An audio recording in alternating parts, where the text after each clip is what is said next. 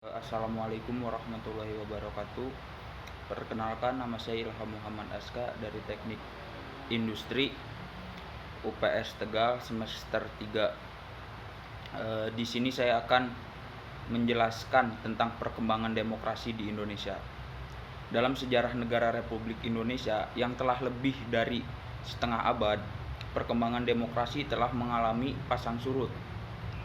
Masalah pokok yang dihadapi oleh bangsa Indonesia ialah bagaimana meninggalkan kehidupan ekonomi dan menghubungkan kehidupan sosial dan politik yang demokrasi dalam masyarakat yang beraneka ragam pola adat budayanya.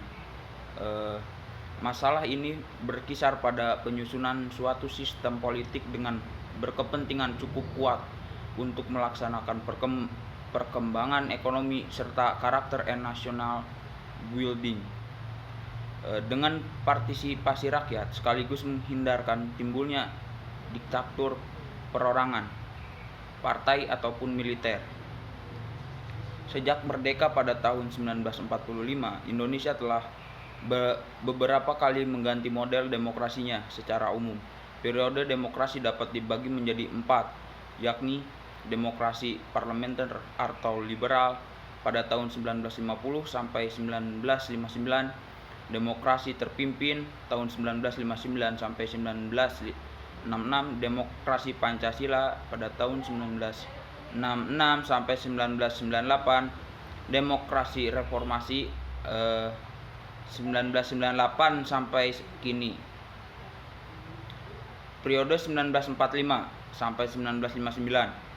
Masa demokrasi parlementer yang menonjolkan demokrasi parlemen serta partai-partai.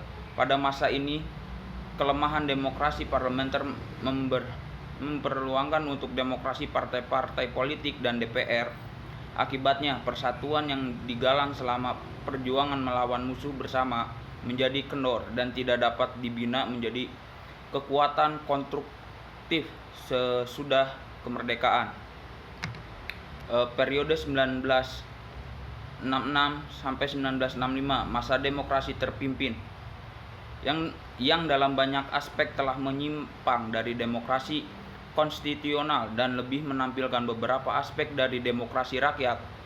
Masa ini ditandai dengan dominasi presiden, terbatasnya peran partai politik, perkembangan pengaruh komunis, dan peran ABRI sebagai unsur sosial politik semakin meluas.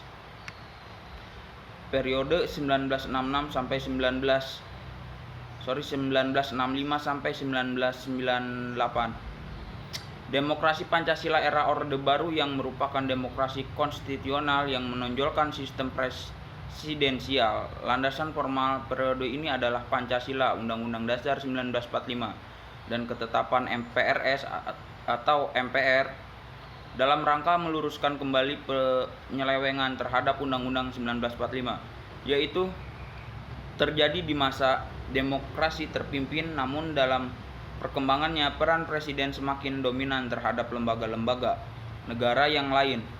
Melihat praktek demokrasi pada masa ini, nama Pancasila hanya digunakan sebagai legitimasi politis penguasaan saat itu, sebab kenyataannya yang dilaksanakan tidak sesuai dengan nilai-nilai Pancasila.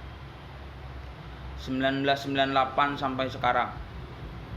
1998 sampai sekarang, masa demokrasi Pancasila era reformasi dengan berkat pada kekuatan multi partai yang berusaha mengembalikan perimbangan kekuatan multipartai, yang berusaha mengembalikan perimbangan kekuatan antara lembaga negara, eksekutif, legislatif, dan yudikatif. Pada masa ini, peran partai politik kembali menonjol, sehingga iklim demokrasi memperoleh nafas baru.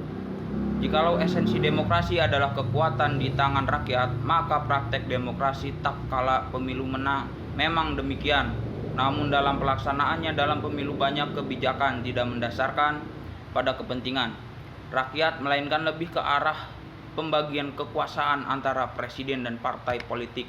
Dalam DPR, dengan lain perkataan, model demokrasi era reformasi dewasa ini kurang mendasarkan pada keadilan sosial bagi seluruh rakyat Indonesia. Sekian penjelasan dari saya. Mohon maaf bila ada salah kata. Billahi taufiq wal hidayah. Wassalamualaikum warahmatullahi wabarakatuh.